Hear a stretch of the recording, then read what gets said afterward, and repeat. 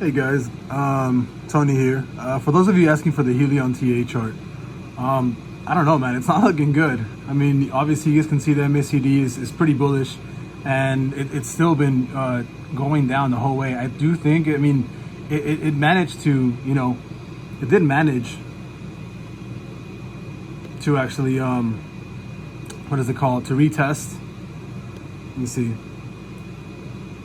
To bounce off the $17-ish range. I mean, it is retesting here and it's bouncing off, but I don't know, man. It looks like it's gonna keep going down, honestly. Like, if you guys are holding HYLIION, like, I would, I don't know, unless there's some crazy catalyst to shoot it back up. Like, I don't know. I wouldn't even be touching this. I wouldn't even want to short it right now, just because I wouldn't know where it's headed, But yeah, I mean, the sad thing really is that everything is looking bullish for them, and it's still dropping, which is the bad part. So yeah, as far as HYLIION goes, as far as TA goes, like, it's not looking good, like, at all.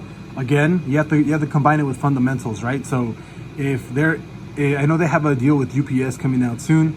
It might pass through, it might not, but it seems like, I don't know, like, it doesn't seem really good. I do think, I mean, just looking at strictly just TA, it does look like it's gonna bounce back up to like the $20 level and then go right back down.